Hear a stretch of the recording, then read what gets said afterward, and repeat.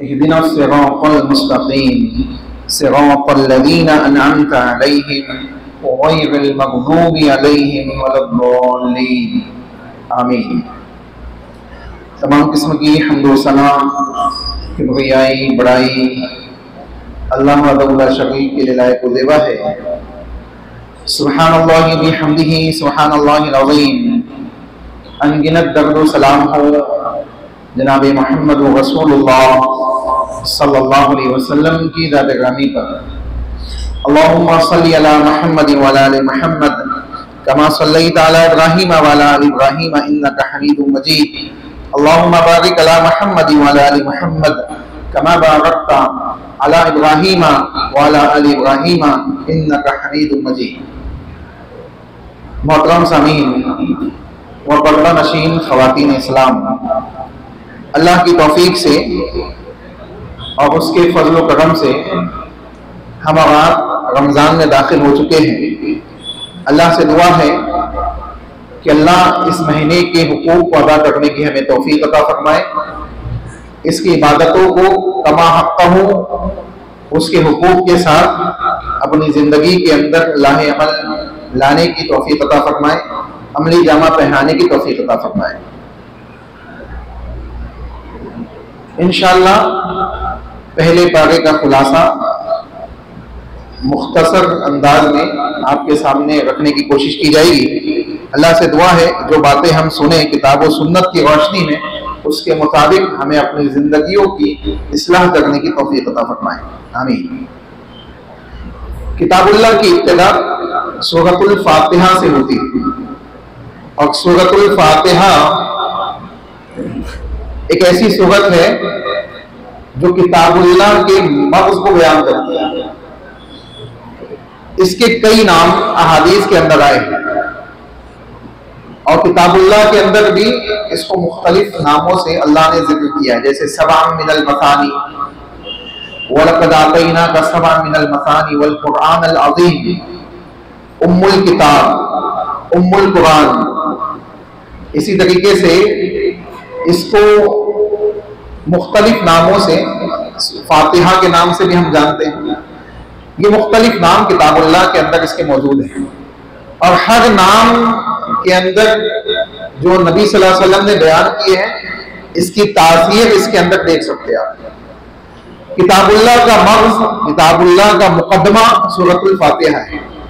अगर हम सूरतुल फातिहा ही को सही मानों में समझ ले और इसके अंदर जितनी चीजें हैं उसको डिटेल से जान ले तो किताबुल्लाह के एक बड़े हिस्से को हम समझ सकते हैं आसानी के साथ।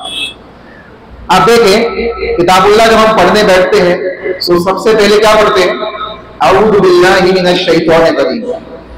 ये ताउज़ अल्लाह रब्बुल आलमीन से पनाह तलबी, बाद अहले इल्म ने इसको किताबुल्लाह के साथ लाजिम करार दिया है।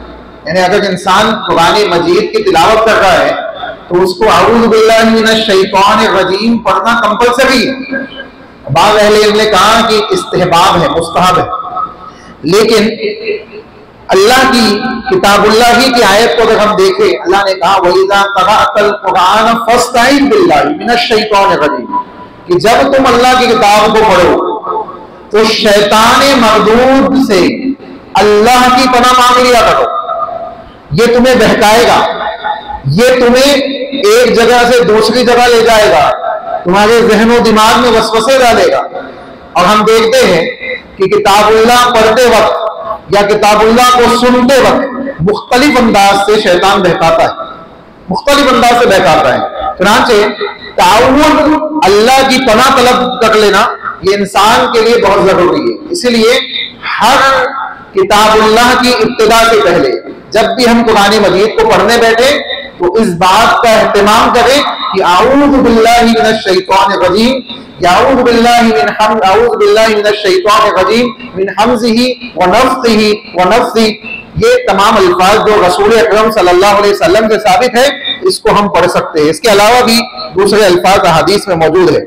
इसी तरीके से अऊज़ु बिल्लाह के बाद बिस्मिल्लाह पढ़ना, ये भी किताबुल्लाह के अज्जा में से। बाद अहले इल्म ने बिस्मिल्लाह को हर सूरत की एक आयत बयान किया है। यानी हर सूरत की एक आयत बिस्मिल्लाह है। बाद अहले इल्म ने कहा कि ये इसकी इब्तिदा है, यानी इसके जरिए से सूरतों की इब्तिदा होती है। चुनांचे बिस्मिल्लाह उस सूरतुल फातिहा की भी एक आयत बाद अहले इल्म ने बयान किया है। अब इसको हम कैसे समझेंगे? तो बाज़ औक़ात बिस्मिल्लाह को आहिस्ता पढ़ ले, बाज़ औक़ात बिस्मिल्लाह को जोर से पढ़ ले, दोनों तरीके से आप पढ़ सकते हैं। चुनांचे बिस्मिल्लाहिर्रहमानिर्रहीम, और देखे इसका भी जिक्र कुरान मजीद के अंदर मौजूद है, इसका भी जिक्र कुरान में मौजूद है। जैसे औज़ बिल्लाह पढ़ने का जिक्र मौजूद है, औज़ बिल्लाह पढ़ने का ऑर्डर अल्लाह ने दिया है कि जब कुरान मजीद पढ़ो तो क्या करो? अल्लाह से पनाह मांग लिया करो।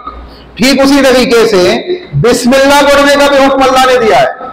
हम सब जानते हैं कि सबसे पहली वही अल्लाह के ऊपर, अल्लाह के नबी सल्लल्लाहु अलैहि वसल्लम के ऊपर कौन सी नाजिल हुई? इक़रा बिस्मि रब्बिकल्लज़ी खलक़, कि पढ़ ए नबी आप पढ़िए, किसके नाम से? अपने रब के नाम से। बिस्मिकल्लज़ी, जिसने आपको क्या किया है? पैदा किया है। खलक़ अल्लज़ी खलक़, जिसने पैदा किया है। तो मालूम पड़ रहा है कि अल्लाह के नाम से पढ़ने का हुक्म दिया जा रहा है, अल्लाह के नाम से पढ़िए। और बिस्मिल्लाह के अंदर अल्लाह ही के नाम से हम इब्तिदा करते बिस्मिल्लाह। और आप देखें बिस्मिल्लाह इतना अहम जुमला है कि इसके अंदर अल्लाह की उलूहियत मौजूद है। बिस्मिल्लाह अल्लाह का जाती नाम मौजूद है, अल्लाह का नाम मौजूद है। और इसी तरीके से बिस्मिल्लाहिर्रहमानिर्रहीम, और बाकी के जो दो नाम है रहमान और रहीम, ये अल्लाह के सिफाती नाम है। इन्हें पूरी बिस्मिल्लाह का ताल्लुक सिर्फ अल्लाह की जात से, दूसरी किसी जात का तज़किरा ही नहीं है इसमें। अल्लाह की वहदानियत से किताबुल्लाह की इब्तिदा हो गई है। उसके बाद सूरतुल फातिहा को अगर हम देखें तो इसके अंदर दो हिस्सों में इसको हम तकसीम कर सकते हैं, बल्कि दो हिस्सों में नहीं बल्कि तीन हिस्सों में हम इसको तकसीम कर सकते हैं। एक हिस्सा है अल्लाह की हम्दो सना का, एक हिस्सा क्या है? अल्लाह की हम्दो सना का। दूसरा हिस्सा है और अल्लाह रब्बुल आलमीन से पनाह तलबी का, जो आखिरी हिस्सा है। जो आखिरी हिस्सा क्या है? जैसे आप देखें जो आखिरी हिस्सा है गैरुल मग़ज़ूबी अलैहिम वलद्दाल्लीन, ये जो हिस्सा है ये अल्लाह से हम पनाह तलबी मांग रहे कि अल्लाह जो ज़ालिमीन लोग हैं, गुमराह लोग हैं, यहूदी है, ये जो गुमराह हो गए, और इसी तरीके से मग़ज़ूब है जिनके ऊपर अल्लाह का अज़ाब हुआ यहूदियत, और इसी तरीके से ज़ालिम जो गुमराह हुए हैं नसरानी, इन दोनों कौमों की गुमराहियों से, इनकी ज़लालत और गुमराही से, जिनकी वजह से इनके ऊपर मुख्तलिफ अज़ाबात आए, हमको महफूज फरमा ले। पहला हिस्सा अल्लाह की हम्दो सना का, अल्हम्दुलिल्लाहि रब्बिल आलमीन अर्रहमानिर रहीम मालिकी यौमिद्दीन तक, मालिकी यौमिद्दीन तक अल्लाह रब्बुल आलमीन के अलावा किसी दूसरी जात में लगेगा नहीं, अल्लाह की हम्दो सना। और हम्द किसे कहते हैं ये भी समझ ले। हम्द, मदा और सना, ये तीन किस्म की तारीफात होती है। मदाह के अंदर झूठ और सच दोनों का इम्कान है कि तारीफ करने वाला झूठी तारीफ कर रहा हो, तारीफ करने वाला सच्ची तारीफ कर रहा हो। लेकिन हम्द की खुसूसियत यह है कि हम्द के अंदर झूठी तारीफ नहीं हो सकती। इसीलिए आप देखें किताबुल्लाह की पहली आयत में अल्लाह की जात के साथ जिस वर्ड को इस्तेमाल किया गया वो हम्द है, अल्हम्दुलिल्लाह। यानी ऐसी जात की तारीफ की जा रही है जिसकी झूठी तारीफ के इम्कानात ही नहीं है, मुमकिन ही नहीं है कि उसकी तारीफ की जाए और वो झूठी हो। चुनांचे अल्हम्दुलिल्लाह कह के इस बात का ऐलान किया जा रहा है कि हर मोमिन जो इस आयत करीमा से अपनी नमाजों की, अपनी इबादतों की, किताबुल्लाह की तिलावत की, अपनी दुआओं की इब्तिदा कर रहा है, ये अल्लाह की सच्ची तारीफात के साथ करता है। अल्हम्दुलिल्लाह रब्बिल आलमीन, रुबूबियत और उलूहियत दोनों को एक साथ जिक्र कर दिया गया। लिल्लाही के अंदर उलूहियत दाखिल कर दी गई कि अल्लाह ही के लिए हम ये तारीफात कर रहे, अल्लाह ही के लिए हम नमाजें पढ़ रहे, अल्लाह ही के लिए रोजे रख रहे, अल्लाह ही के लिए इबादत को बजा ला रहे। उलूहियत, उलूहियत किसे कहते हैं? कि बंदे के जो काम है वो सिर्फ अल्लाह के लिए, बंदे के जो काम है वो सिर्फ और सिर्फ अल्लाह रब्बुल आलमीन के लिए है। ये अल्लाह की उलूहियत है खालिस इखलास के साथ। रुबूबियत किसे कहते हैं? अल्लाह के जो काम है वो सिर्फ अल्लाह के साथ खास है। जैसे औलाद का देना अल्लाह के अलावा कोई नहीं दे सकता, बारिश का बरसाना अल्लाह के अलावा कोई नहीं बरसा सकता, मौसमों को तब्दील करना अल्लाह के अलावा कोई नहीं कर सकता, बंदों की पैदाइश, तख्लीक, आसमानों जमीन की तख्लीक, ये तमाम काम सिर्फ अल्लाह रब्बुल आलमीन के साथ खास है। अगर कोई बंदा इन कामों को किसी दूसरी जात के साथ खास करता है तो गोया उसने रुबूबियत के अंदर, अल्लाह की रुबूबियत के अंदर शिर्क को दाखिल कर दिया। से उलूहियत और रुबूबियत दोनों एक साथ अल्लाह ने जिक्र कर दी। उसके बाद इय्याका नअबुदु व इय्याका नस्तईन कहा गया कि हम तेरी ही इबादत करते हैं और तुझ ही से मदद मांगते हैं, तुझ ही से मदद मांगते। आप देखें 3 जुमलों के अंदर, 3 आयतों के अंदर पहले तारीफात की गई। मालूम पड़ा कि अगर बंदा अल्लाह से कुछ मांगना चाह रहा है तो उसको चाहिए कि वो अल्लाह की हम्दो सना बयान करे। और अल्लाह के नबी सल्लल्लाहु अलैहि वसल्लम ने भी हमें जो दुआओं के आदाब सिखाए हैं उसमें पहले अल्लाह की हम्दो सना, उसके बाद नबी अकरम सल्लल्लाहु अलैहि वसल्लम के ऊपर दरूद भेजना है, उसके बाद अल्लाह की दुआएं मांगना है, उसके बाद दुआएं मांगना है। बाज़ औक़ात हमको दुआओं के आदाब मालूम नहीं होते, हम बैठते सीधा अल्लाह से मांगना स्टार्ट कर देते। इसमें कोई शक नहीं, आप ऐसा भी मांगे तो मुमकिन है कि अल्लाह दे दे, लेकिन अगर आप आदाब का, सुन्नतों का लिहाज रखते हुए दुआएं मांगेंगे तो उसके कबूल होने के चांसेस बढ़ जाएंगे।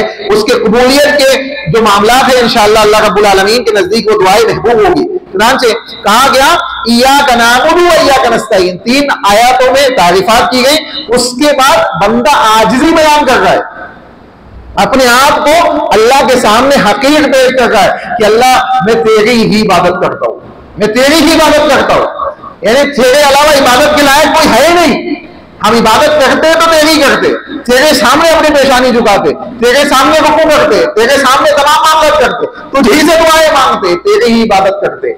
व इय्याका नस्तईन, और तू ही क्या है, मदद करने वाली जात है। मदद तलबी का मामला तेरे ही साथ है, तुझी से हम मदद मांगते, तुझी से मदद तलब करते। इसीलिए रसूल अकरम सल्लल्लाहु अलैहि वसल्लम ने बयान फरमाया इज़ा सअलता फसअलिल्लाह व इज़ा इस्तअनता फस्तईन बिल्लाह, लोगों जो सवाल करना हो तो अल्लाह से सवाल करो, जब मदद मांगनी हो तो अल्लाह ही से मदद मांगो।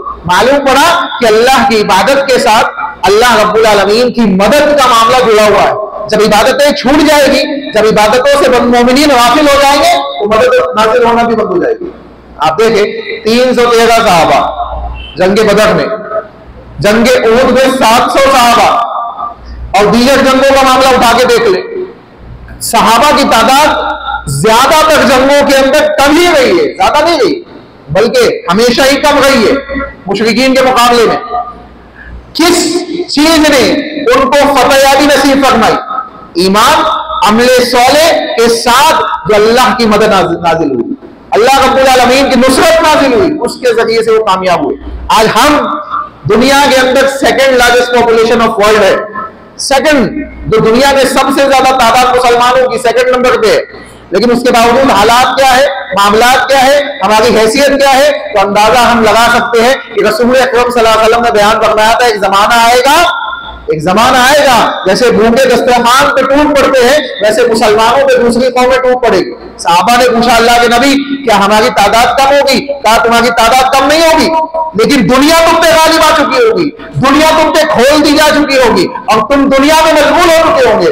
आज जायजा ले लीजिए, दुनिया जहां के मुसलमानों का जायजा ले लीजिए, हम ईमान तो है, ईमान तो ला इलाहा इल्लल्लाह मुहम्मद रसूलुल्लाह वाला है, कलमा तो पढ़ रहे हैं, नबी के खिलाफ अल्फाज कोई कह दे तो हमारे जज्बात भड़क जाते हैं, हमारे जज्बात काबू में नहीं रहते, लेकिन वही नबी की इताअत करने के लिए कह दीजिए तो हमारे ईमान का मामला खत्म हो जाता है, हमारे सौलिहा का मामला खत्म हो जाता है।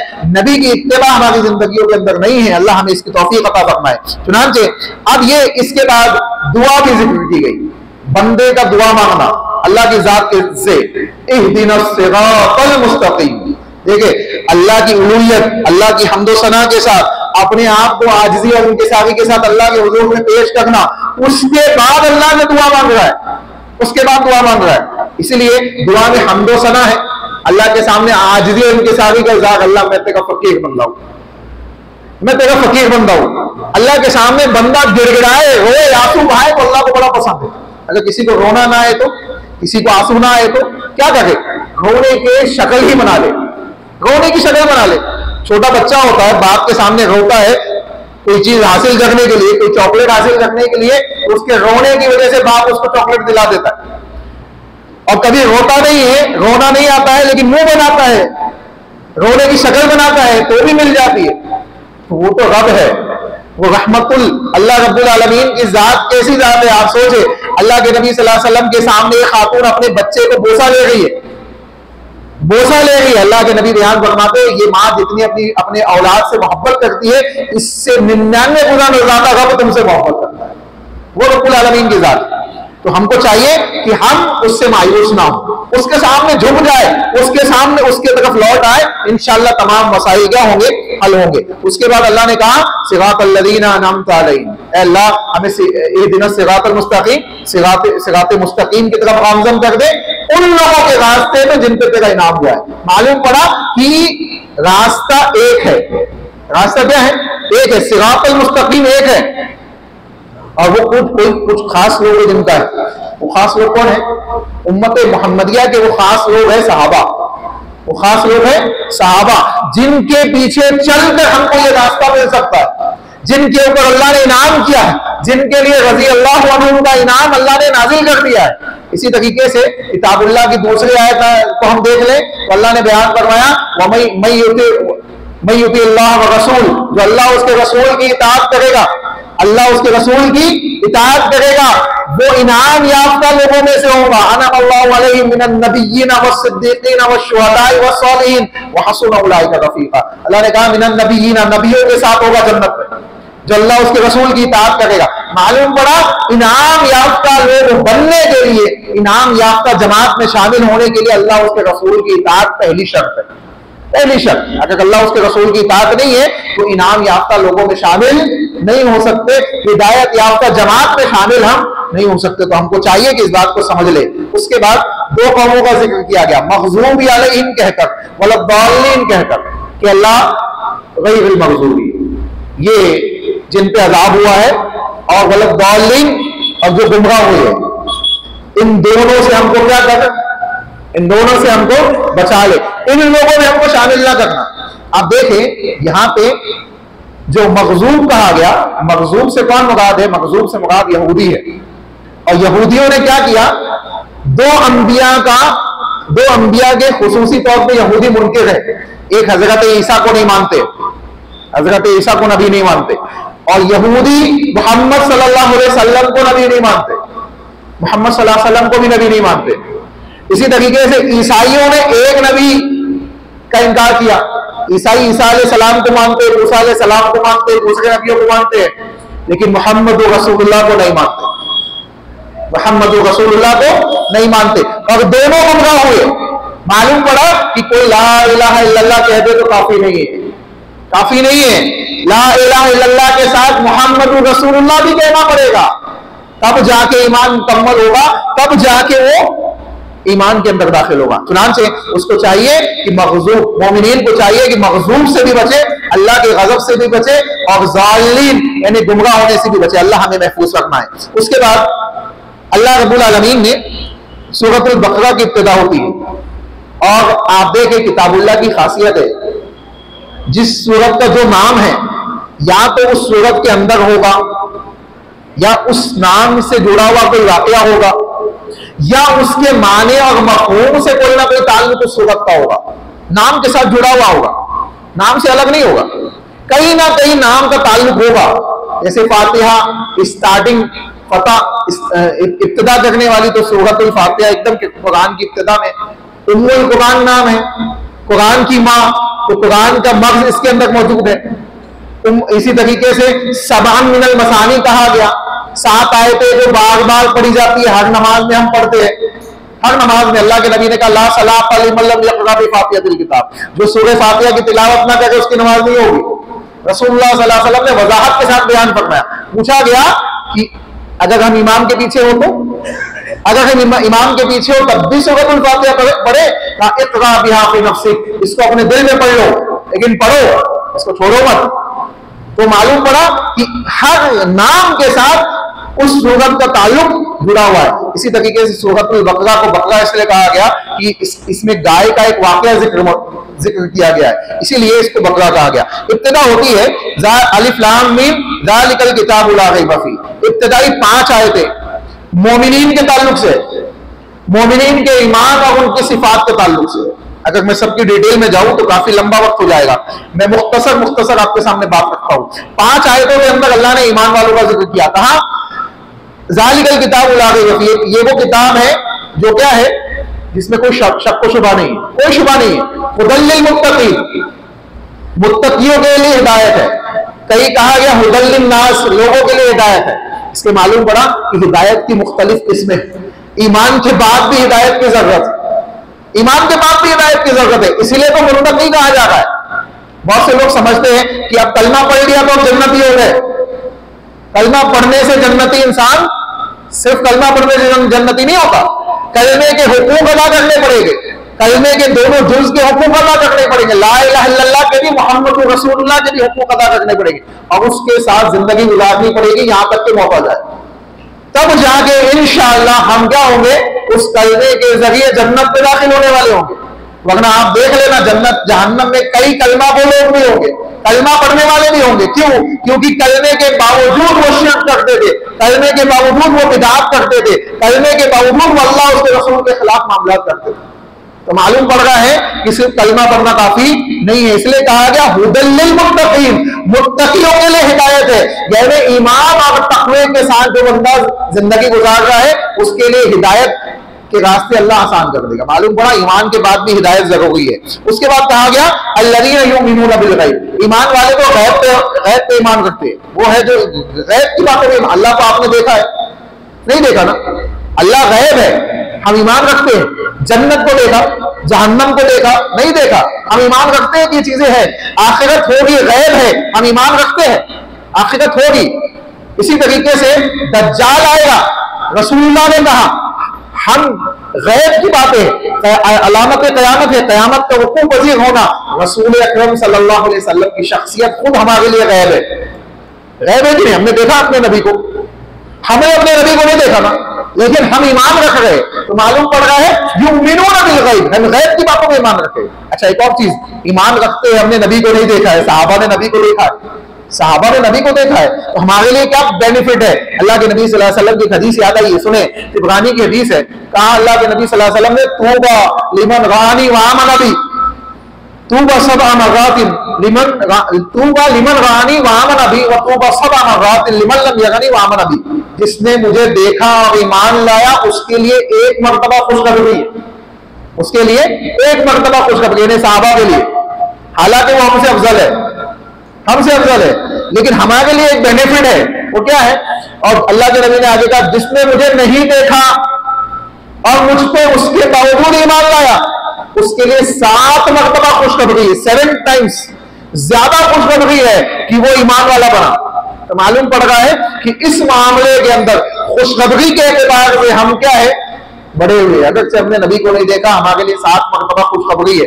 अल्लाह के नबी सल्लल्लाहु अलैहि वसल्लम के ऊपर हम ईमान रखते हैं। उसके बाद कहा गया युक़ीमूना सलात, नमाज कायम करते हैं। यानी ईमान के बाद सबसे पहला जिक्र किसका है? युक़ीमुस सलात, नमाज का कायम करना। मालूम पड़ा कि आमाले सालिहा के अंदर सबसे बड़ा और सबसे अफजल तरीन अमल नमाज है। नमाज है, नमाज को मामूली ना समझे, नमाज को मामूली ना समझे। बुनियल इस्लाम अला खम्स, शहादत ला इलाहा इल्लल्लाह व अन्नी रसूलुल्लाह व इक़ामुस सलाह। वहां पे भी सबसे पहले क्या जिक्र किया गया? कलमा शहादत के बाद, ला इलाहा इल्लल्लाह के जिक्र के बाद सबसे पहले नमाज, सबसे पहले नमाज। और नमाज वो इबादत है जो बड़ी बड़ी मुसीबतों को हल करने वाली है। बड़ी बड़ी मुसीबतों को, बंदा परेशान हाल है, अल्लाह के हुजूर में आगे झुक जाए, सजदा गेज हो जाए, अल्लाह के हुजूर में नमाजें पढ़ना स्टार्ट कर दे, अल्लाह उसके मसाइल हल कर देगा इंशाअल्लाह। वयुक़ीमूना सलात व मिम्मा रज़क़नाहुम यनफ़िक़ून। अब बदनी इबादत नमाज हो गई, अब माली इबादत। माल बड़ा महबूब होता है, लेकिन ईमान वालों को ऑर्डर दिया जा रहा है कि ये ईमान वाले क्या करते हैं? अल्लाह के रास्ते में जो अल्लाह ने रिज़्क़ दिया उसमें से माल खर्च करते हैं। और जो अल्लाह ने नाजिल किया है उस पर ईमान रखते हैं और आखिरत के दिन पे ईमान रखते हैं। ये सिफात ईमान वालों की जिक्र की गई। उसके बाद 2 आयतों में अल्लाह ने अहले कुफ्र का जिक्र किया। देखिए 5 आयतों में ईमान वालों का जिक्र है, 6 और 7 में किसका है? अहले कुफ्र का। अहले कुफ्र हर जमाने के काफिरीन का जिक्र किया गया। कहा उलाइका अला ये 5वीं आयत है। उसके बाद 6ठी आयत में कहा गया इन्नल लज़ीना कफ़रू सवाउन अलैहिम अअंज़रतहुम अम लम तुनज़िरहुम ला युमिनून।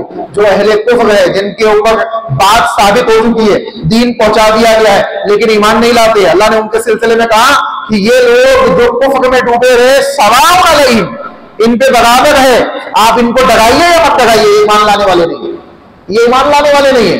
कुछ लोग ऐसे हो जाते हैं जिनके ऊपर बात साबित हो चुकी होती है लेकिन ईमान नहीं लाते। जैसे नबी के जमाने में खुसूसी तौर पे चंद ऐसे लोग थे, जैसे अबू जहल, अबू लहब, नबी का चचा अबू लहब, सबसे पहले नबी की मुखालिफत करने वाला।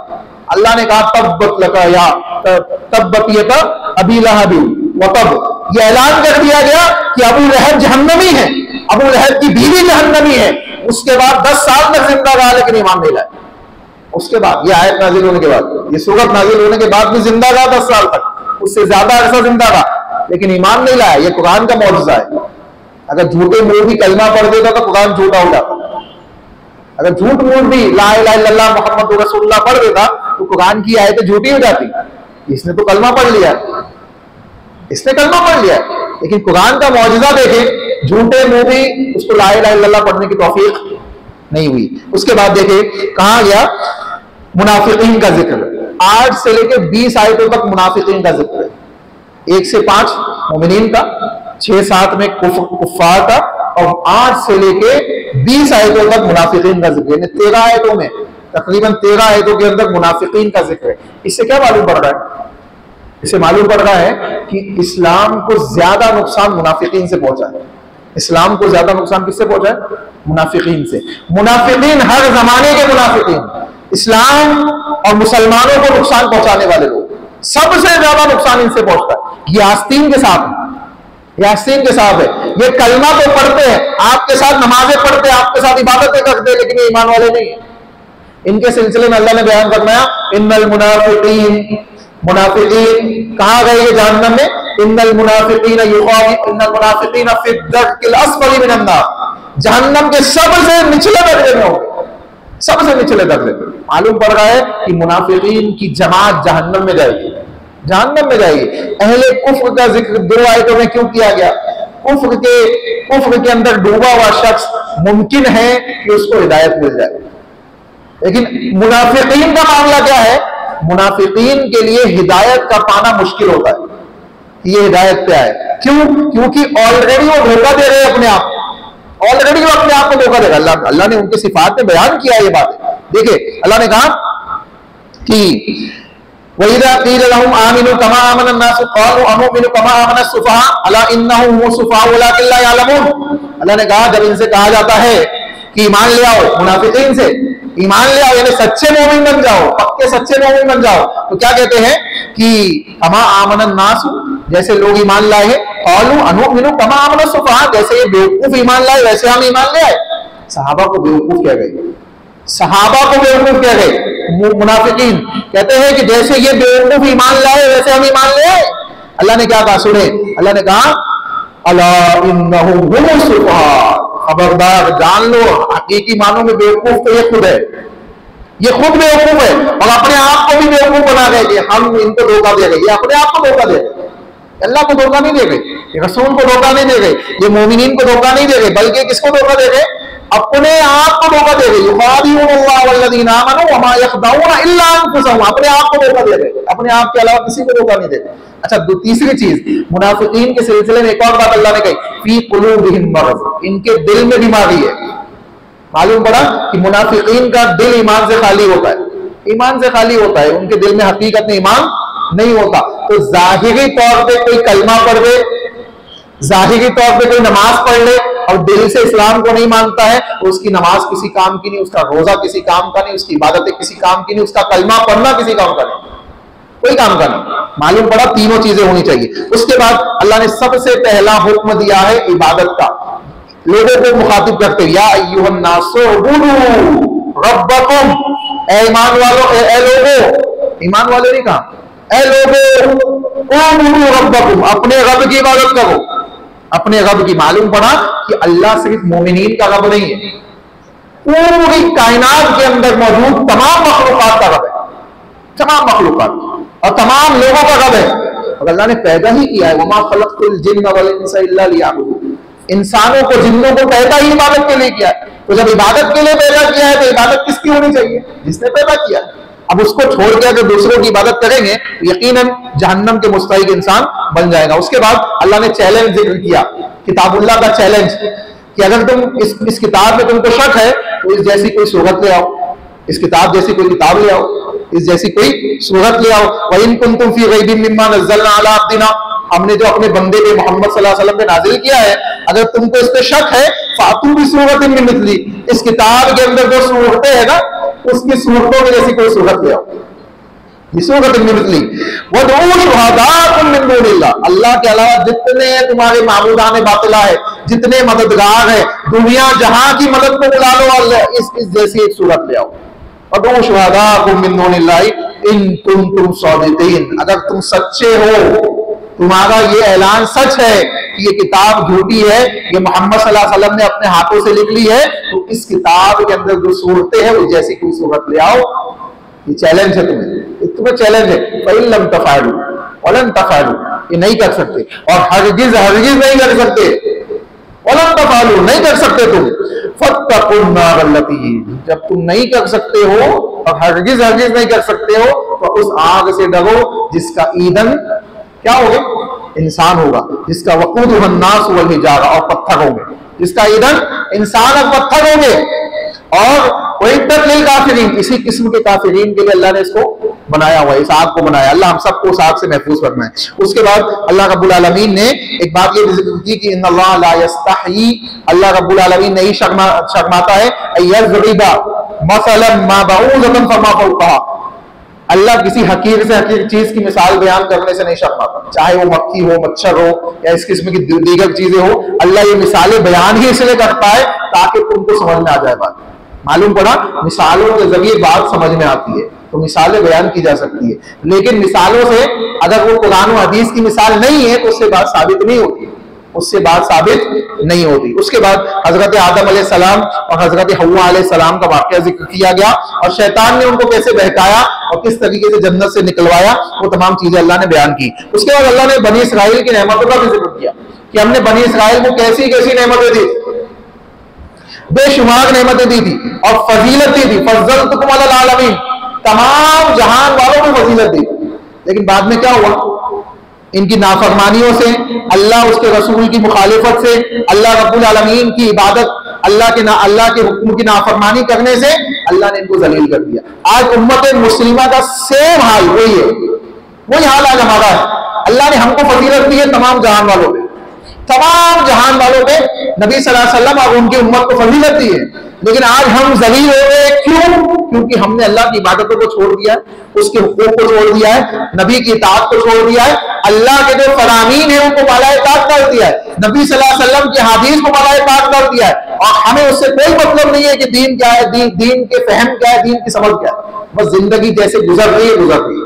तो फिर क्या होगा? इंसान जलील होगा। नांचे उसको चाहिए कि वो अपनी इस्लाह करे। उसके बाद अल्लाह ने कहा वस्तईनु बिस्सब्रि वस्सलाह, नमाज और सब्र के जरिए अल्लाह से मदद मांगो। मालूम पड़ा कि नमाज के जरिए भी अल्लाह की मदद नाजिल होती है और सब्र के जरिए भी अल्लाह की मदद नाजिल होती है। उसके बाद अल्लाह ने उस गाय का वाकया जिक्र किया गया। असल में मामला क्या है कि एक इंसान ने दूसरे इंसान को कत्ल कर दिया और कत्ल करने के बाद लाश ले जाके किसी तीसरे इंसान के दरवाजे पे डाल दिया। मैं मफहूमी अंदाज में आपको समझाना चाह रहा हूं, वक्त नहीं है। तीसरे इंसान के दरवाजे पे ले जाकर लाश डाल दिया। अब जब सुबह हुई तो जो कातिल था, जिसकी लाश, वो तो बच गया, जिसके दरवाजे पे लाश पड़ी हुई थी लोगों ने उसी को कातिल समझ लिया। लोगों ने क्या किया? उसी को कातिल समझ लिया, समझा कि यही कातिल है। अब मसला पहुंचा हजरत मूसा अलैहिस्सलाम के पास। मूसा अलैहिस्सलाम के पास जब मसला पहुंचा, अहले तफसीर ने बयान किया कि मूसा अलैहिस्सलाम के पास जब मसला पहुंचा तो अल्लाह ने मूसा अलैहिस्सलाम को हुक्म दिया कि एक गाय ज़बह कीजिए, उसके गोश्त का एक टुकड़ा मुर्दे पे लगाइए, वो जिंदा होकर बता देगा कि कत्ल करने वाला कौन है। ये बात जो है ना, अकल से ऊपर है, अकल से ऊपर है। लेकिन अल्लाह चाहे तो कोई भी चीज नामुमकिन नहीं है। अगर अल्लाह ने ऑर्डर दिया है तो बिल्कुल होगा। अल्लाह ने ऑर्डर दिया है तो खड़े होकर बंदा बोलेगा, मुर्दा खड़े होकर बोलेगा। तो वक्ती तौर पे वो खड़ा हुआ, उसने बोला। लेकिन बनी इसराइल के लिए मुसीबत क्या हुई, जब अल्लाह ने कहा था एक गाय लो पकड़ो ज़बह करो और उसका टुकड़ा लगा के उसको उससे पूछ लो क्या किसने कत्ल किया है, कोई भी गाय पकड़ते उसको ज़बह कर देते तो मसला हल था। इन्होंने क्या किया, सवालात किया कि वो गाय कैसी होगी, उसका कलर क्या होगा, खेती करने वाली होगी कि नहीं होगी, ये तमाम सवाल वो करते चले गए। अल्लाह रब्बुल आलमीन उनका जवाब देता चला गया, यहाँ तक के लिए उनके लिए ढूंढना मुश्किल हो गया। और जब ढूंढने के बाद बड़ी मुश्किल से मिली उस कैटेगरी उस सिफात की गाय, तो बेचने वाला बेचने को तैयार नहीं, इसकी गाय वो देने को तैयार नहीं।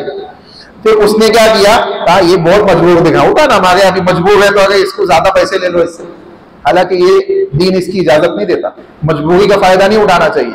हमारे यहाँ ऐसा चलता है, और मजबूरी में जा रहा है बेच के तो कम में ले लो, इतने दूंगा, मुझे मालूम है ये यहाँ से जाने वाला है, इसकी गाड़ी कम में मिल जाएगी। हाँ, तो ऐसा नहीं करना चाहिए। देखिए उस शख्स ने क्या किया, कहा देखो इस गाय के वजन के बराबर सोना दे दो, गाय लेके जाओ।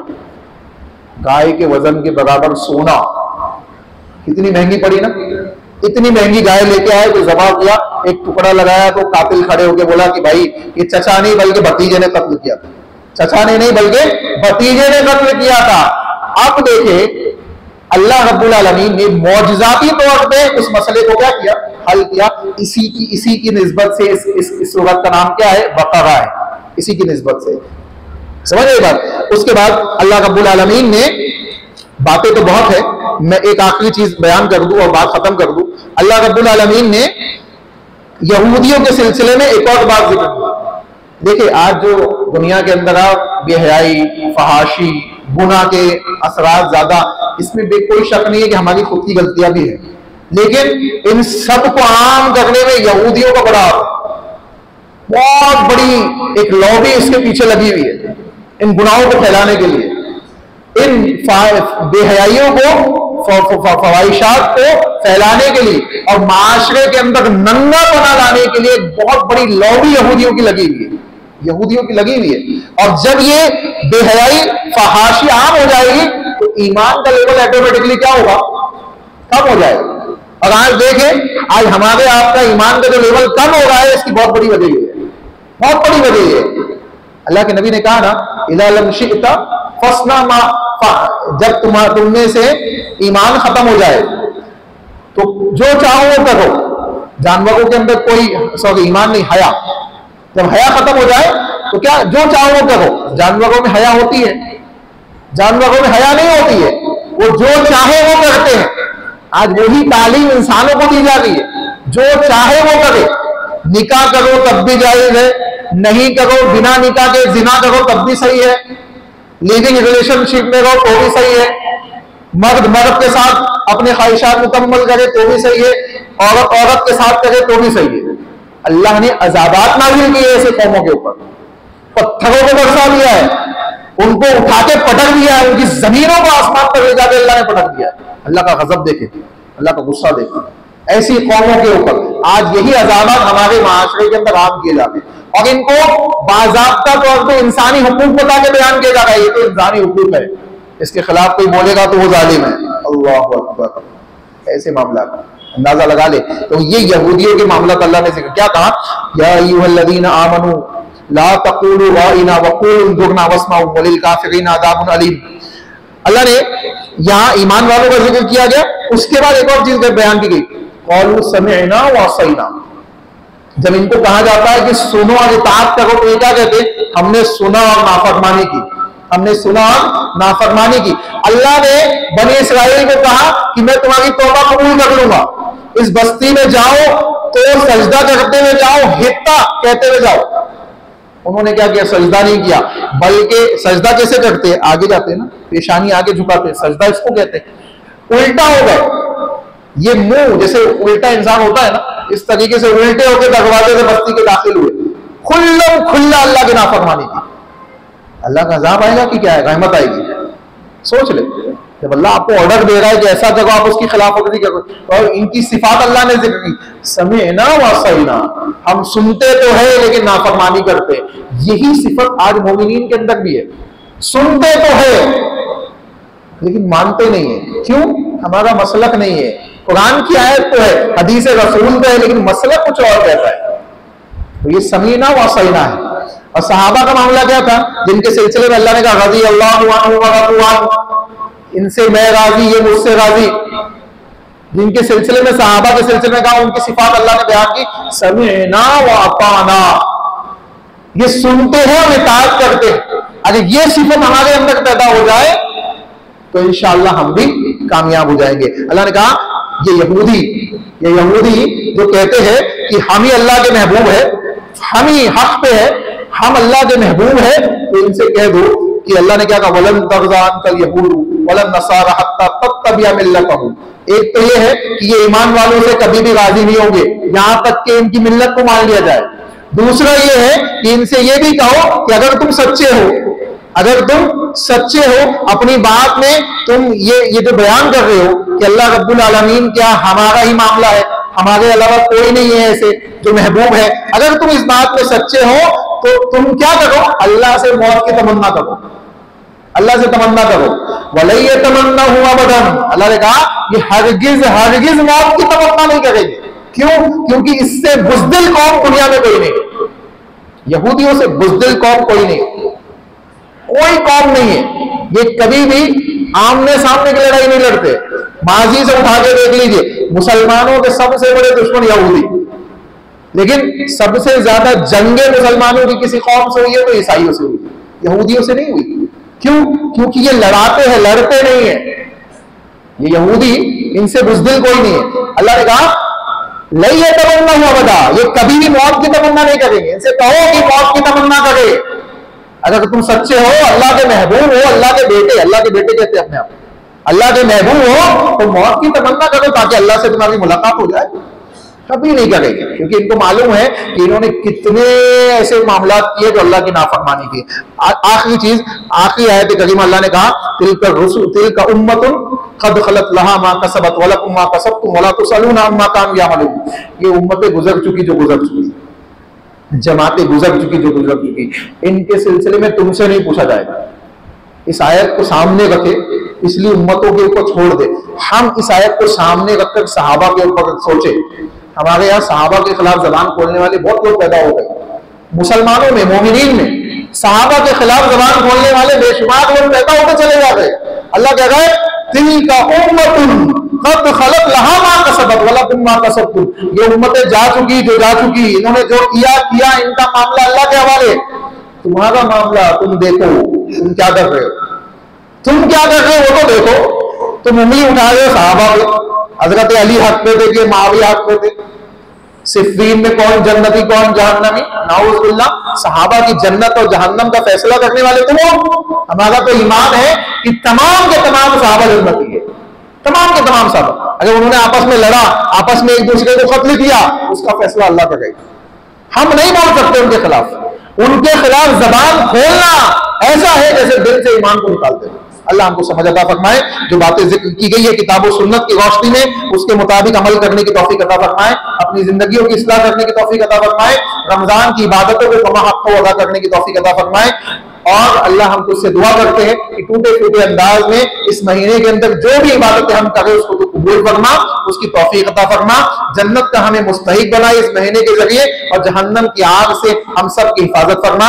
आमीन। रब्बना तक़ब्बल मिन्ना इन्नका अंतस समीउल अलीम व तुब अलैना इन्नका अंतत तव्वाबुर रहीम बिरहमतिका या अरहमर राहिमीन। अस्सलामु अलैकुम व रहमतुल्लाहि